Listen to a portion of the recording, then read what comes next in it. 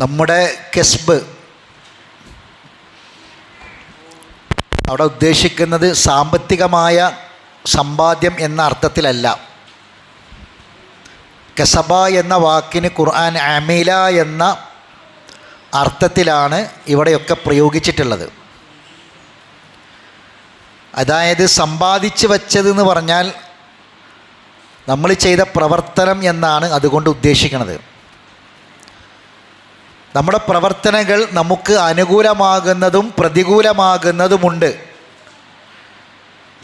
അത് ഒരു തിരിച്ചറിവിലൂടെ നമുക്ക് ബോധ്യപ്പെടുക എന്നതാണ് ഏറ്റവും പ്രധാനം. അപ്പോൾ ഇതിൻ്റെ വിശദീകരണമായി ബന്ധപ്പെട്ട അവസാനത്തെ ക്ലാസ്സാണിന്ന്.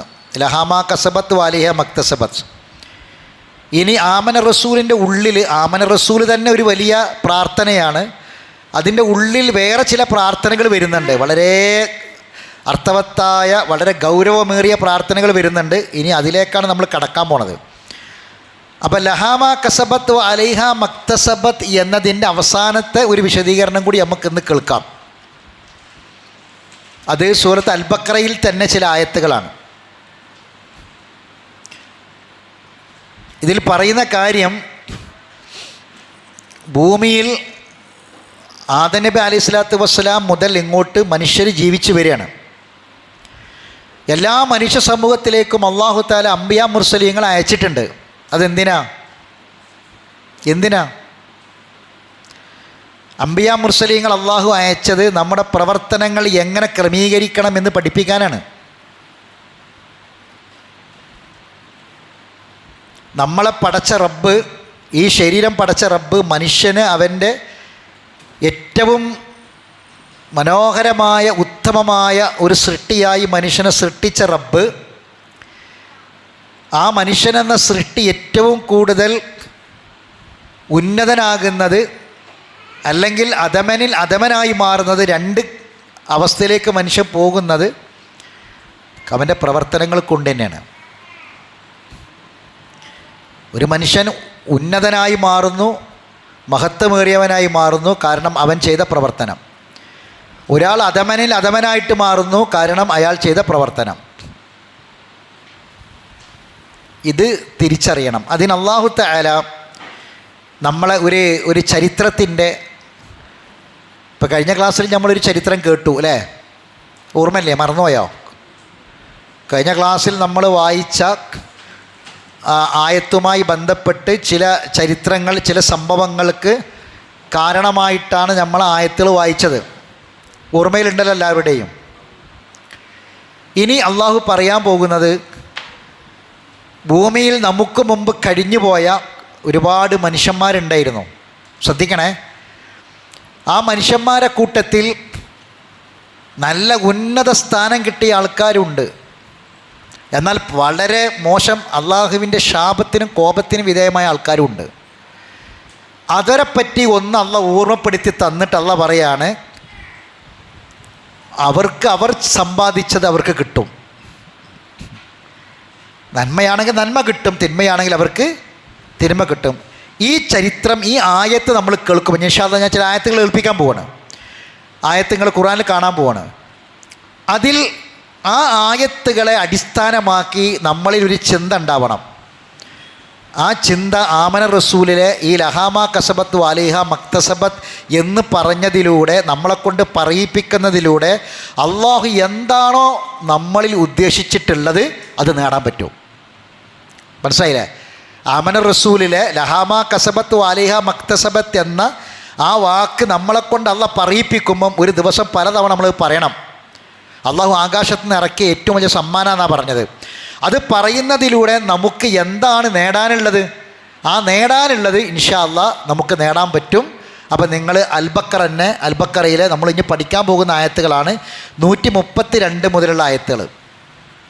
അൽ ബഖറയിലെ 132 മുതൽ 141 വരെയുള്ള ആയത്തുകൾ മറിക്കുക.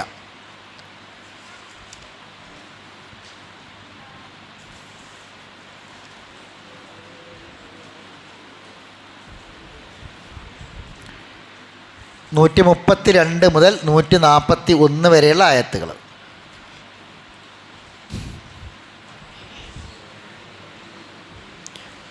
ആയത്തിൻ്റെ അവസാനത്തിലാണ് നമ്പർ നോക്കേണ്ടത് കേട്ടോ. ആയത്തിൻ്റെ തുടക്കത്തിലല്ല. ഒരായത്ത് കഴിഞ്ഞാൽ അതിൻ്റെ അവസാനത്തിലാണ് നമ്പർ ഉണ്ടാവുക. അപ്പോൾ 132 ആയത്ത് ഏതായിരിക്കും തുടങ്ങണത്? ഒന്ന് ഓതിക്കോളി.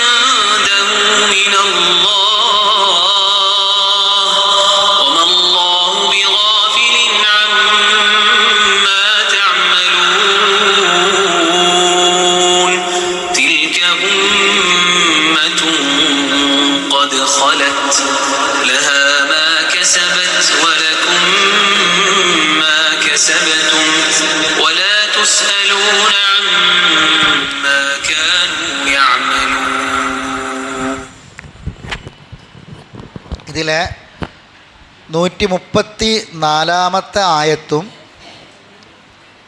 141 ആയത്തും ഒന്ന് വായിച്ചു നോക്കി.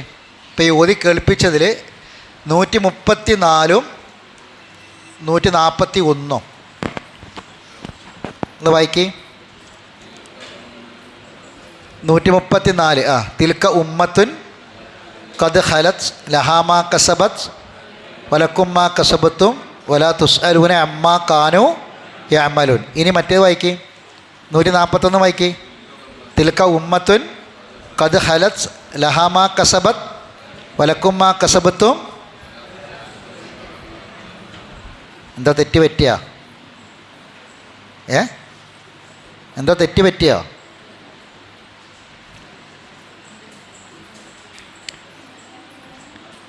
ഒരേ ആയത്ത്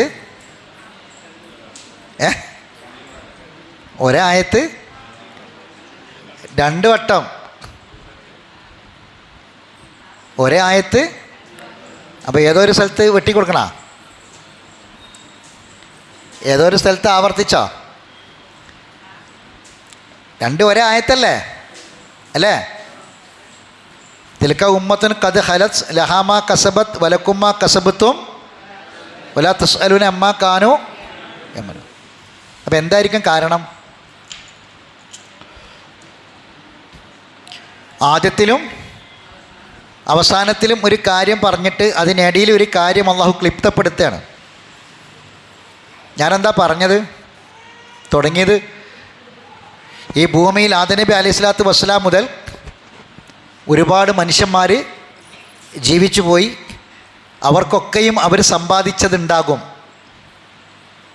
അവരെക്കുറിച്ചൊന്നും നമ്മളോട് ചോദ്യമില്ല, നമ്മളെക്കുറിച്ച് അവരോടും ചോദ്യമില്ല.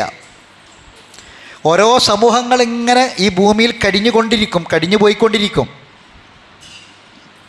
എന്താ നമ്മൾ മനസ്സിലാക്കേണ്ടത്? നമുക്ക് നമ്മളെ ആഖിബത്ത് നന്നായി കിട്ടണം. എന്താ ആഖിബത്ത്? നമ്മുടെ അവസാനം നന്നായി കിട്ടണം അല്ലേ? ജീവിക്കുന്ന ഈ ആയുസ് നാളെ പടച്ചോൻ പരിശോധിക്കുമ്പോൾ നമ്മൾ സമ്പാദിക്കുന്ന വെറും മുതലിലേക്ക് പോകലിട്ട ചിന്ത, നമ്മൾ ചെയ്ത നമ്മളെ പ്രവർത്തനങ്ങളിൽ സമ്പാദ്യവും പെടും. മൊത്തത്തിൽ നമ്മളെ വാക്കും പ്രവൃത്തിയും നമ്മുടെ ജീവിതം അള്ളാഹു പരിശോധിക്കുമ്പോൾ അനുകൂലമാകോ പ്രതികൂലമല്ല. ലഹാമാ കസബത്ത് അലൈഹ, പ്രതികൂലവും അനുകൂലവുമാണ്. അതിൽ പ്രതികൂലം അനുകൂലം ഏതാണ് കൂടുതൽ ഉണ്ടാവുക നാളെ പരിശോധിക്കുമ്പോൾ? അത് നമ്മൾ എപ്പോഴും ഡെയിലി കണക്ക് കൂട്ടണം, എന്നും നോക്കണം. അതായത് നമ്മൾ മരിച്ചു പോകുമ്പോൾ മുസ്ലിമായിട്ടുള്ളൊരു മരണം കിട്ടണം. മുസ്ലിമിൻ്റെ പേരുള്ള മരണമല്ല, മുസ്ലിമായി അള്ളാഹ്ക്ക് കീഴ്പ്പെട്ട് അള്ളാഹ്ക്ക് വിധേയനായി നമ്മുടെ ജീവിതത്തിൽ ഏറെയും മുഴുവൻ എന്തായാലും ഉണ്ടാവില്ല, മുഴുവൻ പറ്റൂല, ജീവിതം മുഴുവനും കഴിയില്ല, ഏറെയും കൂടുതൽ അള്ളാഹുവിന് കീഴ്പ്പെട്ടുള്ള ജീവിതമായിരുന്നു എന്ന് വരണം. അങ്ങനെയുള്ളവനാണ് മുസ്ലിമായിട്ട് മരിക്കുക. തവഫനി മുസ്ലിമൻ, മുസ്ലിമായിട്ട് മരിപ്പിക്കപ്പെട്ടവനെ എന്നാ പ്രാർത്ഥന. അപ്പം മുസ്ലിമായിട്ട് മരിക്കണം. മുസ്ലിമിൻ്റെ പേരിലുള്ള മരണമല്ല ഞാൻ പറയണത്. മുസ്ലിമായിട്ടുള്ള മരണം അള്ളാഹു രേഖപ്പെടുത്തണം. ഒരു 100 മുസ്ലിം ഒരു നാട്ടിൽ മരിക്കുന്നുണ്ടെങ്കിൽ മുസ്ലിം പേരിലുള്ള മരണം, അതിൽ അള്ളാഹുവിൻ്റെ രേഖയിൽ അവൻ മുസ്ലിമായിരുന്നോ എന്നതാണ് പ്രശ്നം. മനസ്സിലായണ്ട? അതിനെന്താ വേണ്ടത്? അതിന് കുറേ കാര്യങ്ങൾ വേണം. ആ കാര്യങ്ങൾ ഏറ്റവും പ്രധാനമാണ് ഒരു കൂട്ടായ്മ, കൂടെയുള്ളവരുടെ സപ്പോർട്ട്. വാപ്പാനെ ഞാൻ പറഞ്ഞ കാര്യം കേട്ടോളി, വളരെ ഗൗരവമുള്ള കാര്യമാണ്. നമുക്ക് മുസ്ലിമായി മരിക്കണം എന്ന് ആഗ്രഹമുണ്ട്. ഞാനൊരു വാപ്പയാണെങ്കിൽ ഞാൻ മുസ്ലിമായി മരിക്കണം എന്ന ആഗ്രഹം ഞാൻ ഉള്ളിൽ വെച്ച് പ്രാർത്ഥിച്ച് ജീവിക്കുമ്പോൾ എനിക്ക് മുസ്ലിമായിട്ട് മരിക്കാൻ എന്നെ സഹായിക്കേണ്ടവരെൻ്റെ കൂട്ടത്തിലുണ്ട്. ചില ആൾക്കാരുണ്ട്, അവരുടെ സഹായമാണ് എന്നെ മുസ്ലിമായി മരിക്കാൻ പ്രേരിപ്പിക്കുക. മനസ്സിലായണ്ട? ഭാര്യയെ മുസ്ലിമത്തായി മരിപ്പിക്കാൻ ഭർത്താവിന് ചില സഹായം ചെയ്തു കൊടുക്കാണ്ട്, ഭർത്താവിനെ മുസ്ലിമായി മരിപ്പിക്കാൻ ഭാര്യയ്ക്ക് ചില സഹായം ചെയ്തു കൊടുക്കാണ്ട്, വാപ്പാനെ ഉമ്മാനെ മുസ്ലിമായി മരിപ്പിക്കാൻ മക്കൾക്ക് ചില സഹായം ചെയ്തു കൊടുക്കാനുണ്ട്. മക്കളെ മുസ്ലിമായി ജീവിച്ച് മരിക്കാൻ വാപ്പാക്കും ഉമ്മാക്കും ചില സഹായങ്ങൾ ചെയ്തു കൊടുക്കാനുണ്ട്. ഇനി നിങ്ങൾ ആയത്തിലേക്ക് നോക്കി. ഓതി ആയത്ത്, ആദ്യത്തെ ആയത്ത്.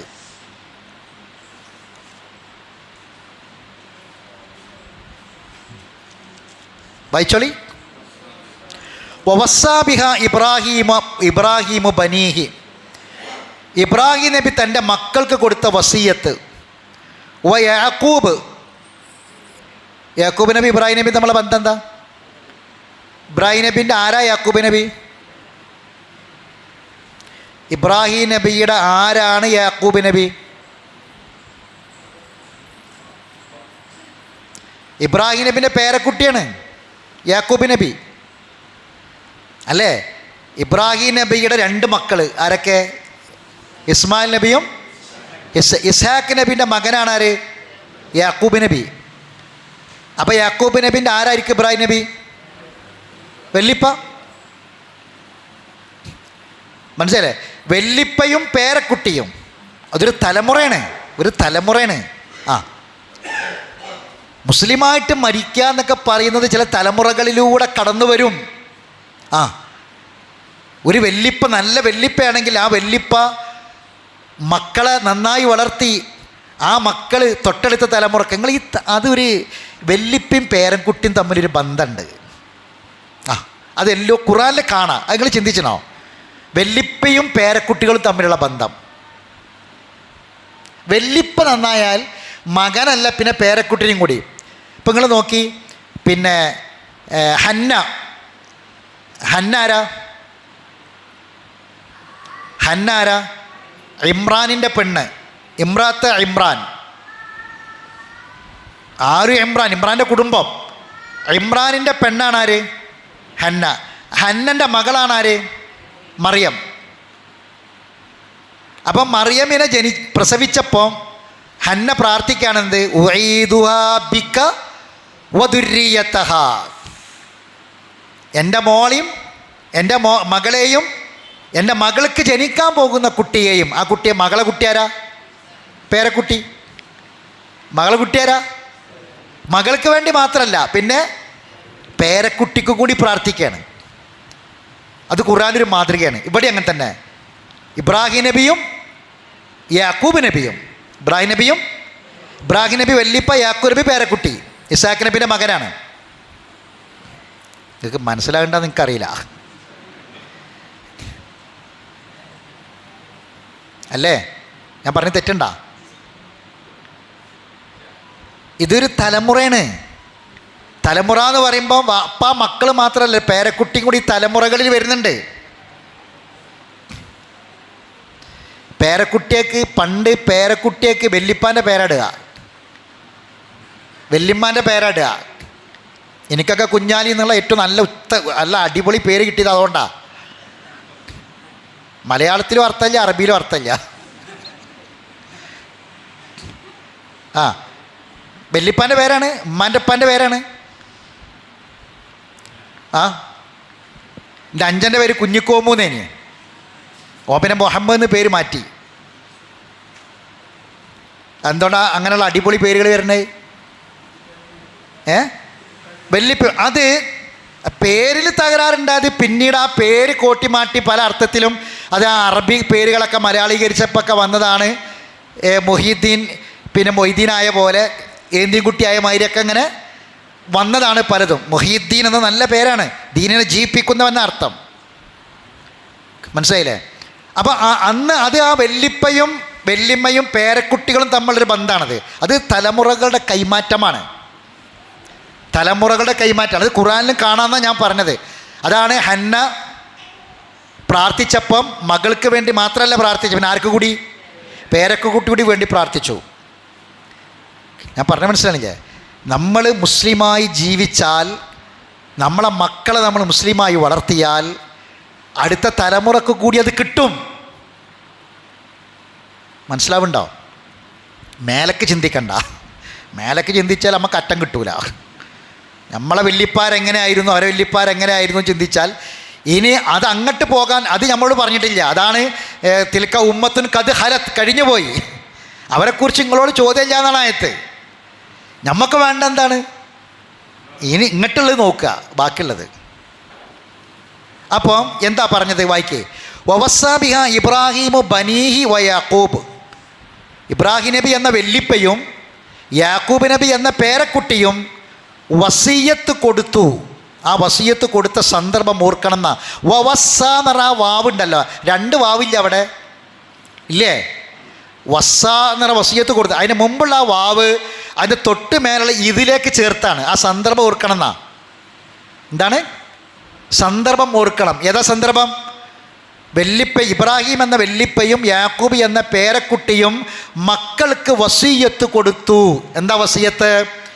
ഇന്നല്ലാഹ അസ്തഫാ ലകുമുദ്ദീന, തീർച്ചയായും മക്കളെ അള്ളാഹു നിങ്ങൾക്ക് ഈ ദീന് തിരഞ്ഞെടുത്ത് തന്നിട്ടുണ്ട്.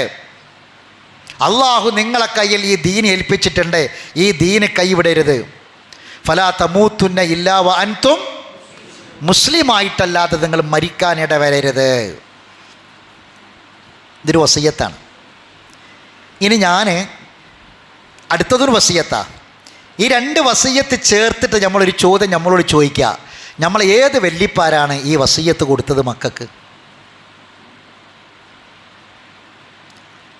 ഏത് വാപ്പാരാണ് മക്കൾക്ക് ഈ വസിയത്ത് കൊടുക്കണത്? നമ്മളൊക്കെ കൊടുക്കണ വസിയത്ത് എന്താ? വസിയത്ത് എന്ന് പറഞ്ഞാൽ തന്നെ നമ്മളെ മനസ്സിലേക്ക് സ്വത്തും മുതലല്ലേ ഓടി വരിക. സ്വത്തും മുതലല്ലാത്ത എന്തെങ്കിലും ഒരു കാര്യം വസിയത്ത് എന്ന് പറഞ്ഞിട്ട് വരുമോ? വരൂല. ഇവിടെ ഇബ്രാഹിം നബിയും യാക്കൂബ് നബിയും മക്കൾക്ക് കൊടുത്ത വസിയത്ത്, മക്കളെ ദീന് വിട്ട് കളിക്കരുത്, ദീന് വിട്ട് കളിക്കരുത്. ഇന്നല്ലാഹു അസ്തഫാ ലകുമുദ്ദീന, മതം വിട്ടുള്ളൊരു കളി നിങ്ങൾക്ക് വേണ്ട മക്കളെ. മതമനുസരിച്ച് ദീനനുസരിച്ച് ജീവിക്കണം. ജീവിതത്തിൽ മുഴുവനും ദീനിന് പ്രാധാന്യം കൊടുക്കണം. അങ്ങനെ കൊടുത്താൽ ആ ദീനിൻ്റെ പേരാണ് ഇസ്ലാം. ആ ദീൻ അംഗീകരിക്കുന്നതിൻ്റെ പേരാണ് മുസ്ലിം. ഫലാ തമൂത്തുന്ന ഇല്ലാ വ അൻതും, ദീനിലായിട്ടല്ലാതെ നിങ്ങൾ മരിച്ചു പോകരുത് എന്ന്, മുസ്ലിമായിട്ടല്ലാതെ മരിച്ചു പോകരുത്. അടുത്ത ആയത്ത്, അം കുൻതും ഷുഹദാ, നിങ്ങൾ സാക്ഷികളായിരുന്നോ? വല്ലാത്തൊരു ചോദ്യട്ടാ. നമ്മളാരും സാക്ഷികളല്ലട്ടാ, നമ്മളാരും സാക്ഷികളല്ല. എന്തിന്? ഇത് ഹദറ യാക്കൂബ് അൽ മൗത്ത്, യാക്കൂബ് നബിക്ക് മരണം ഹാദറായ സമയം. ആരാ യാക്കൂബ് നബി? യാക്കൂബ് നബിൻ്റെ വേറൊരു പേരുണ്ട്. അതെന്താ? ഇസ്രായേൽ. ബനി ഇസ്രായേലിൽ എമ്പാടും പ്രവാചകന്മാർ വന്നിട്ടുണ്ട്. ഇസ്രായേൽ എന്ന് പറഞ്ഞാൽ യാക്കൂബ് നബിയാണ്. ആ യാക്കൂബ് നബിൻ്റെ സന്താന പരമ്പരയാണ് ബനി ഇസ്രായേലർ. ആ യാക്കൂബ് നബിക്ക് മരണം ഹാദറായ സമയത്ത് നിങ്ങൾ ആരെങ്കിലും അവിടെ ഉണ്ടായിരുന്നോന്ന്? നമ്മളാരെങ്കിലും ഉണ്ടായിരുന്നോ? ഉണ്ടായിരുന്നോ? പിന്നെ എന്തിനാ ഈ ചോദ്യം? ഇല്ലയെന്ന് ഉറപ്പല്ലേ? ഇല്ലയെന്ന് ഉറപ്പല്ലേ? ഇപ്പം നമ്മൾ സാധാരണ പറയില്ലേ, എന്തെങ്കിലും ഒരു കാര്യം പറഞ്ഞ് നിഷേധിക്കും, ഇജ്ജുണ്ടേനെ അവിടെ നോക്കൂലേ? നമ്മൾ കണ്ടൊരു കാര്യം, നമ്മൾ കണ്ട സാക്ഷിയായൊരു കാര്യം വേറൊരാൾ നമ്മളെ മുന്നിൽ നിന്ന് നേരെ അതിൻ്റെ വിപരീതം പറയാതിരിക്കുക. അങ്ങനെയൊന്നും അല്ല അവിടെ നടന്നതെന്ന്. ഇപ്പം നമ്മളെ മുന്നിൽ നിന്ന് ഒരു ആക്സിഡൻ്റ് ഉണ്ടായി. അപ്പം നമ്മൾ കണ്ണോട് കണ്ടിക്കുകയാണ്. പിന്നെ കുറച്ച് കാലം കഴിഞ്ഞ് ഒരു 2 ദിവസം കഴിഞ്ഞ ശേഷം വേറൊരാൾ ആക്സിഡൻറ്റിനെ പറ്റി ഇങ്ങനെ പറയാം. നമ്മളെ മുന്നേ നിന്നാ പറയണേ. ഇയാൾ പറഞ്ഞതൊന്നുമല്ല സംഗതി, കാരണം നമ്മൾ കണ്ണോട്ട് കണ്ടാണ്. അപ്പോൾ അയാൾ നുണ പറയുമ്പോൾ നമ്മൾ ചോദിക്കുന്ന ചോദ്യം ഉണ്ടാ, എന്താ ഇജ്ജിണ്ടിനെ അവിടെ നോക്കും അല്ലേ? നമ്മൾ യാക്കൂബ് നബി മരിക്കുമ്പോൾ നിങ്ങൾ അവിടെ ഉണ്ടേനോന്ന് അതാ ചോദിക്കണം. നമ്മൾ ഇല്ല എന്നുള്ള കാര്യം ഉറപ്പാണല്ലോ. പിന്നെ എന്തിനാ അത് പറഞ്ഞു തരണത്? എന്താണ് അവിടെ നടന്നതെന്നുള്ള ശരിയായ കാര്യം അല്ല പറഞ്ഞു തരാം. യാക്കൂബ് നബിക്ക് മരണം ഹാദറായപ്പോൾ നിങ്ങൾ അവിടെ സാക്ഷികളായിരുന്നോ? ഇത് ഖാല ലി ബനീഹി, അദ്ദേഹം മക്കളെ മരിക്കാൻ കിടക്കുമ്പോൾ മക്കളെ അടുത്തേക്ക് വിളിച്ചു. ആര്? യാക്കൂബ് നബി മക്കളെ വിളിച്ചിട്ട് പറഞ്ഞു. ആ പറഞ്ഞ സന്ദർഭങ്ങൾ ഓർക്കണം. ഇത് ഖാല, മക്കളോട് പറഞ്ഞ സന്ദർഭം എന്താ പറഞ്ഞത്? മാ തഅബുദൂന മിൻ ബഅദി, ഞാൻ മരിച്ചു പോയാൽ, ഞാൻ മരിച്ചാൽ നിങ്ങൾ എന്തിനാണ് ആരാധിക്കുക? ആരെയാണ് നിങ്ങൾ ആരാധിക്കുക? നിങ്ങൾ ആർക്കാ ഇബാദത്ത് ചെയ്യുക? നിങ്ങൾ എന്തിനാണ് ഇബാദത്ത് ചെയ്യുക? ഖാലു, അവർ പറഞ്ഞു, നഅബുദു, ഞങ്ങൾ ഇബാദത്ത് ചെയ്യൽ ഇലാഹക്ക, നിങ്ങൾ ഒരു ഇലാഹിനെ പരിചയപ്പെടുത്തി തന്നിട്ടുണ്ട് വാപ്പ, ആ ഇലാഹിനെ. വ ഇലാഹ ആബായിക്ക ഇബ്രാഹിം വ ഇസ്മായിൽ വ ഇസാക്ക്, ഞങ്ങളെ വാപ്പ ഇസാക്കും ഞങ്ങളെ മൂത്താപ്പ അല്ലെങ്കിൽ എളാപ്പ ഇസ്മായിൽ നബിയും ഞങ്ങളെ വല്ലിപ്പ ഇബ്രാഹിം നബിയും ഒക്കെ ആരാധിച്ച ആ ഇലാഹിലായിരിക്കും ഞങ്ങൾ ആരാധിക്കുക. ഞങ്ങൾ വാപ്പാരവരാണ്, അവരെ ഞങ്ങൾ ആരാധിക്കുക. ഇലാഹം വാഹിദൻ, ഒരേ ഒരു ആരാധ്യൻ. വനഹ്നു ലഹു മുസ്ലിമൂൻ, ഞങ്ങൾ ആ റബ്ബിന് കീഴ്പ്പെട്ട് ജീവിക്കുന്ന മുസ്ലിമീങ്ങളായിരിക്കും. ഇതൊരു സമൂഹം. ഈ സമൂഹം അവരുടെ ആയുസ്സിൽ അവർ സമ്പാദിച്ചതിൽ മുഴുവനും അവർക്ക് ഗുണകരമായതാണ്. ഞാൻ പറഞ്ഞ നിങ്ങൾക്ക് മനസ്സിലാവണ്ട? അവർ മുസ്ലിമീങ്ങളായി ജീവിച്ചു. ഈ രണ്ട് ചോദ്യം നമ്മൾ ചോദിക്കുക നമ്മളോട്. നമ്മളെ ഏത് വല്യപ്പാരാണ്, നമ്മളെ ഏത് വാപ്പാരാണ് മരിക്കണ സമയത്ത് നമ്മളെ മക്കളോട് ഈ രണ്ട് വസിയത്ത് പറഞ്ഞത്? മക്കളെ, ദീന് നിലനിർത്തി ജീവിക്കണം, മുസ്ലിമായിട്ടല്ല മരിക്കരുത്. ഞാൻ മരിച്ചാൽ നിങ്ങൾ അള്ളാനെ വിട്ടു പോകരുത്, അള്ളാനെ മാത്രം നിങ്ങൾ ആരാധിക്കണം, ഷിർക്കിലേക്ക് പോകരുത്, മുസ്ലിമായിട്ട് തന്നെ മരിക്കണം എന്ന് ഒരു വാപ്പ മക്കളെ വിളിച്ച് വസിയത്ത് പറയുന്നുണ്ടെങ്കിൽ ആ വാപ്പ എങ്ങനെയായിരിക്കും മരിച്ചിട്ടുണ്ടാകുക? പറയ്. മരണസമയത്ത് നിങ്ങൾ അവിടെ ഉണ്ടായിരുന്നതാണ് ചോദിക്കണത് അല്ല. ഒരു വാപ്പ മരിക്കാൻ കിടക്കുമ്പോൾ മക്കളെ വിളിച്ചിട്ട് മക്കളോട് പറയുന്ന കാര്യം, മക്കളെ ദീന് വിട്ട് കളിക്കരുതെന്ന് പറഞ്ഞാൽ നമുക്ക് കുറേ പറയണ്ടേ? എന്താണ്? വാപ്പ പോകുന്ന പള്ളി, ആ പള്ളി നിങ്ങൾ മറക്കരുത്, ജമാഅത്തെ നിസ്കാരം മറക്കരുത്, ദീന് ദൈവത്ത് നിങ്ങൾ മറക്കരുത്, ദീന് നിങ്ങൾ മറക്കരുത് മക്കളെ, മുസ്ലിമായിട്ട് നിങ്ങൾ ജീവിച്ചു മരിക്കണം മക്കളെ.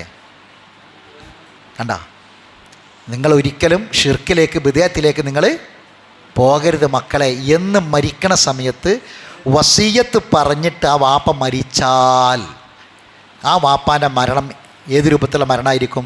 മുസ്ലിമായിട്ടുള്ള മരണമായിരിക്കും എന്ന് ഉറപ്പല്ലേ? ആർക്കതിന് പറ്റുക? അവസാനം വരെ അങ്ങനെ ജീവിച്ചെടുക്കല്ലേ പറ്റുക? നമുക്ക് പറ്റണം. നമ്മളെ മക്കൾ എത്ര വലിയ മക്കളാണെങ്കിലും, നമ്മളെ മക്കൾക്ക് എത്ര മക്കളുണ്ടെങ്കിലും, മനസ്സിലാക്കി, നമ്മൾ എത്ര പേരക്കുട്ടികളെ വല്യപ്പയാണെങ്കിലും, നമ്മളെ മക്കൾ എത്ര ഉയർന്ന സ്ഥാനത്ത് എത്തിയിട്ടുണ്ടെങ്കിലും ആ മക്കൾക്ക് എപ്പോഴും നമ്മൾ അവർ സ്വീകരിക്കട്ടെ നമ്മൾ വസിയത്ത് ചെയ്തുകൊണ്ടേയിരിക്കണം. പ്രത്യേകിച്ച് നമ്മൾ അവസാന കാലഘട്ടത്തിൽ നമ്മൾ രോഗശയ്യയിലായിട്ട് കിടക്കുമ്പോൾ നമ്മളെ സ്വത്തിൻ്റെയും മുതലിൻ്റെയും കാര്യത്തിലൊന്നും ആദ്യം ബേജാറും വെച്ച് പുലർത്തണ്ട. സ്വത്തിൻ്റെയും മുതലിൻ്റെയും കാര്യത്തിലൊന്നും നമുക്കൊരു ബേജാറും വേണ്ട. ആ ബേജാറൊന്നും അല്ല വേണ്ടത്. നമ്മളെ മക്കളാകുന്ന നമ്മളൊരു സ്വത്തുണ്ട്. നമ്മളെ ഈ സ്വത്തിനേക്കാളൊക്കെ വലുത് നമുക്ക് മക്കളാണ്, അല്ലേ? ഒരു മനുഷ്യൻ മരിച്ചു പോകുമ്പം അയാൾ കുറേ കാര്യങ്ങൾ വിട്ടേച്ച് പോകൂലേ? അയാൾ കഷ്ടപ്പെട്ട് അധ്വാനിച്ചുണ്ടാക്കിയ വീട്, അയാളെ സമ്പാദ്യം മുഴുവൻ ഉണ്ടാക്കിയ വീട് അയാൾ വിട്ടുപോകൂലേ? അയാൾ കഷ്ടപ്പെട്ടുണ്ടാക്കിയ അയാളെ സമ്പാദ്യം, അയാളെ കച്ചവട സ്ഥാപനം വിട്ടുപോകൂലേ? അയാളെ പറമ്പും വരുമാനങ്ങളൊക്കെ വിട്ടുപോകൂലേ? അയാളെ മക്കളെയും വിട്ടു പോണില്ലേ? ഇതിൽ അയാൾ വിട്ടുപോകുന്ന ഏറ്റവും വലിയ സ്വത്ത് ഏതാ? മക്കളല്ലേ? അപ്പോൾ ഏറ്റവും വലിയ സ്വത്തിൻ്റെ കാര്യത്തിലല്ലേ വാപ്പാക്ക് ആദ്യം വേണ്ടത്? ഉമ്മാക്ക് ബേജാറ് വേണ്ടത് ആണോ? ആണ്. അപ്പം ആ മക്കളോട് നമ്മൾ പറയേണ്ട കാര്യം, മക്കളെ സ്വത്ത് നോക്കും മുതൽ നോക്കുന്ന ഓരോട് പ്രത്യേകിച്ച് ഇപ്പോഴത്തെ തലമുറയോട് പറയണ്ട.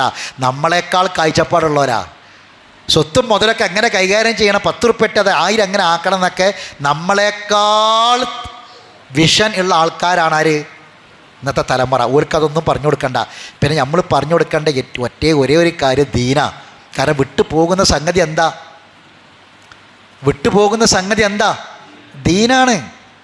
നമ്മളെ വാപ്പ നമ്മളെ പുറത്തേക്ക് കൊണ്ടുപോകുമ്പോൾ, നമ്മളെ സുന്നത്ത് കല്യാണം കഴിഞ്ഞ് നമ്മൾ കിടന്നൊരു സമയം ഉണ്ടായിരുന്നു. സുന്നത്ത് കല്യാണം കഴിഞ്ഞ് കിടന്ന് നമ്മൾ എഴുന്നേറ്റ് കുളിപ്പിച്ചിട്ട് നമ്മൾ ആദ്യം വാപ്പ കൊണ്ടുപോകണത് കൊടുക്കുക, പള്ളിക്കൊക്കെ കൊണ്ടുപോകണത് അല്ലേ? കൊടുക്കാൻ നിസ്കരിക്കാനാണ് കൊണ്ടുപോകണത്, പള്ളിക്കൊക്കെ കൊണ്ടുപോകണത് അല്ലേ?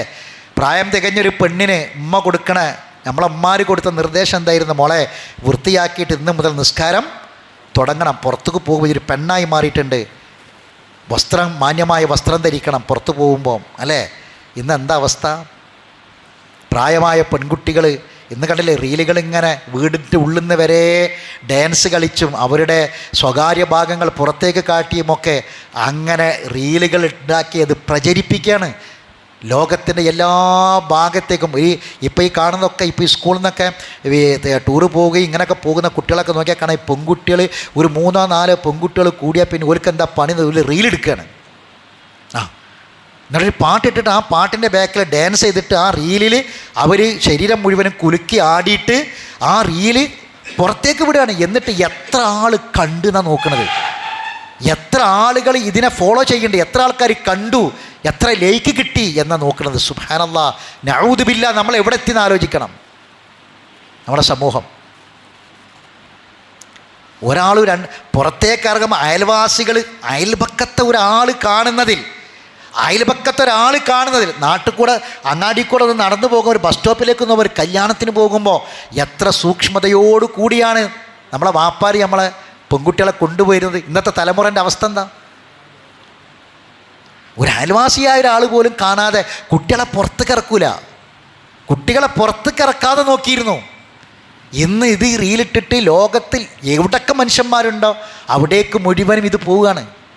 എവിടെത്തി നമ്മളെ മക്കളെ ദീന്? നമ്മളെ ദീൻ എവിടെത്തി? വേഷവിധാനത്തിൽ ദീനില്ലേ? വാക്കിലും പെരുമാറ്റത്തിലും ദീനില്ലേ? ആരാധനകളിലല്ലേ ദീനുള്ളത്?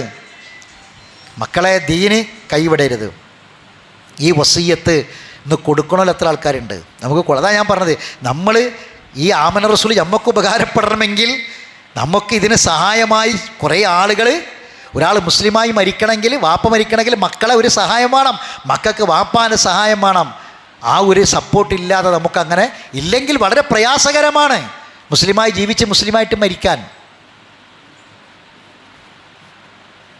വലാ തമൂത്തുന്ന ഇല്ലാ വഅൻതും മുസ്ലിമൂൻ. എന്നാൽ അത് ഈ സമയത്ത് നിങ്ങൾ ഹാജരുണ്ടായിരുന്നോ എന്നാണ് ചോദിച്ചത് അല്ലാഹു തആല. അപ്പോൾ നമുക്ക് ഇതൊരു വലിയ പാഠമാണ്.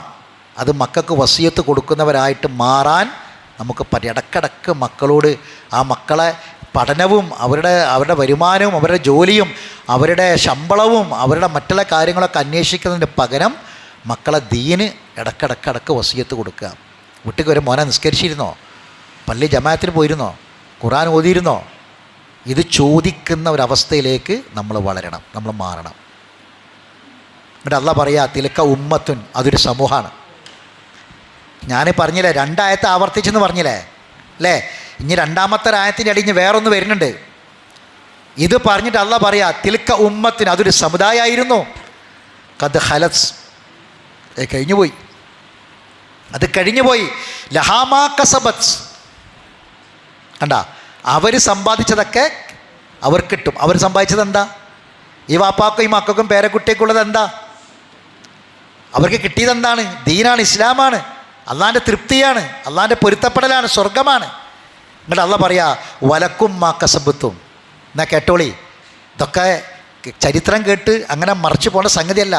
വലക്കും മാ നിങ്ങളെന്താണോ ചെയ്തത് അത് നിങ്ങൾക്കുണ്ടാവും. കണ്ടാ, വലക്കും മാ കസബത്തും, ഇനി നിങ്ങൾ ചെയ്തോ ആ വാപ്പാനും വല്യപ്പാനും ആ മക്കളെയും പേരക്കുട്ടികളെയും മാതൃകയൊക്കെയായിട്ട് നിങ്ങളെന്ത് ചെയ്തോ അത് നിങ്ങൾക്കുണ്ടാകും. വലാ തുസ്അലൂന, നിങ്ങളോട് ചോദ്യം ചെയ്യപ്പെടൂല. അമ്മാ കാനു യഅമലൂൻ, അവർ പ്രവർത്തിച്ചതിനെ സംബന്ധിച്ച് ഒരിക്കലും നിങ്ങളോട് ചോദ്യമില്ല. എന്താ പറഞ്ഞ അർത്ഥം? നമ്മൾ ചെയ്തത് നമുക്ക് ഇനി മുഴുവനും വായിക്കാൻ സമയമല്ല, നിങ്ങൾ അടുത്ത ക്ലാസ്സിൽ ഓർമ്മയാക്കി തരണം. ഞാൻ മറന്നു പോയാലും ഇനി വായിക്കാനുള്ളതുണ്ട്. ഇത് വായിച്ചിട്ട് ചില കാര്യങ്ങൾ ഇനി പറയാനുണ്ട്. എന്നിട്ട് അള്ളാഹ് വീണ്ടും പറയാണ് അവസാനം തിൽക്ക ഉമ്മത്തിന് കത് ഖലത് ലഹാ മാ കസബത്ത് വലക്കും മാ കസബത്തും വലാ തുസ്അലൂന അമ്മാ കാനൂ. എന്താണത് അങ്ങനെ? അതാ ഞാൻ പറഞ്ഞു, ഒരേ ആയത്തിൽ 2 വട്ടം വന്നപ്പം പഠിച്ചവനക്കത് തെറ്റോന്ന് സംശയിക്കണ്ട. മറിച്ച് ഇത് രണ്ടും 2 തലങ്ങളാണ് നമുക്ക് പഠിക്കാനുള്ളത്. ഇനി വരാൻ പോകുന്നത് ഇതിലും തെറ്റിപ്പോയ ചില ആൾക്കാരുണ്ട്. ഈ മാർഗത്തെ തെറ്റിപ്പോയ ആൾക്കാർ, അള്ളാൻ്റെ ശോഭവും അള്ളാൻ്റെ ശാപത്തിനും കോപത്തിനും കാരണമായ ആൾക്കാരുണ്ട്. ഇന്നിപ്പോൾ നമ്മൾ കാണുന്നതോ തന്നെയാണ്. എവിടെയാണ് നമ്മളുള്ളതെന്ന് ആലോചിക്കാനാണ് അള്ളാഹു ഈ കാര്യങ്ങൾ നമുക്ക് വിശദീകരിച്ച് തരുന്നത്. അപ്പോൾ ഇൻഷാ അല്ലാഹ് ബാക്കി കാര്യങ്ങൾ അടുത്ത ക്ലാസ്സിൽ നമുക്ക് വിശദീകരിക്കാം. അള്ളാഹു നമുക്കെല്ലാവർക്കും ദീർഘായുസ്സും ആഫിയത്തും പ്രദാനം ചെയ്യട്ടെ. പഠിച്ച കാര്യങ്ങൾ മറക്കാതെ നമ്മളെ ഹൃദയത്തിൽ അള്ളാഹു നിലർത്തി തരുമാറാവട്ടെ. നമ്മുടെ ഖുർആൻ പഠിതാവായ നമ്മുടെ ഒരു സഹോദരൻ നമ്മുടെ ക്ലാസ്സുകളൊക്കെയും ഇതിലെ ഓരോ ക്ലിപ്പുകളൊക്കെ പല ആളുകളിലേക്കും എത്തിച്ചു കൊടുക്കാനൊക്കെ ഒരുപാട് താല്പര്യപ്പെടുന്ന നമ്മുടെ ഒരു സഹോദരൻ, അദ്ദേഹം കുടുംബപരമായ ചില പ്രയാസങ്ങൾ കൊണ്ട് പ്രയാസപ്പെടുന്നു, ദുആ ചെയ്യാൻ വേണ്ടി ആവശ്യപ്പെട്ടിട്ടുണ്ട്. അള്ളാഹു സുബ്ഹാനഹു വ തആല അദ്ദേഹത്തിൻ്റെ എല്ലാ പ്രയാസങ്ങളും അള്ളാഹു നീക്കി കൊടുക്കട്ടെ. അദ്ദേഹത്തിൻ്റെ കുടുംബപരമായ എല്ലാ പ്രയാസങ്ങളും അള്ളാഹു നീക്കി കൊടുക്കുകയും സന്തോഷവും സമാധാനവും അള്ളാഹു പ്രദാനം ചെയ്യട്ടെ. അള്ളാഹു സുബ്ഹാനഹു നമ്മുടെയൊക്കെ കുടുംബത്തിൽ അള്ളാഹു സമാധാനം പ്രദാനം ചെയ്യട്ടെ, സന്തോഷം അള്ളാഹു പ്രദാനം ചെയ്യട്ടെ. എല്ലാ ബുദ്ധിമുട്ടുകളും പരീക്ഷണങ്ങളിൽ നിന്നും അള്ളാഹു നമ്മളെ കുടുംബത്തെയും കാത്തുരക്ഷിക്കുമാറാവട്ടെ. മുസ്ലിമായി ജീവിച്ച് മുസ്ലിമായി മരിക്കാൻ അള്ളാഹു നമുക്ക് തൗഫീഖ് പ്രദാനം ചെയ്യുമാറാവട്ടെ. റബ്ബനാ തഖബ്ബൽ മിന്നാ ഇന്നക അന്ത സമീഉൽ അലീം വതുബ് അലൈനാ ഇന്നക അന്ത തവ്വാബുർ റഹീം വആഖിറു ദഅവാനാ അനിൽ ഹംദുലില്ലാഹി റബ്ബിൽ ആലമീൻ. സുബ്ഹാനക അല്ലാഹുമ്മ ബിഹംദിക അഷ്ഹദു അല്ലാ ഇലാഹ ഇല്ലാ അൻത അസ്തഗ്ഫിറുക വഅതൂബു ഇലൈക്.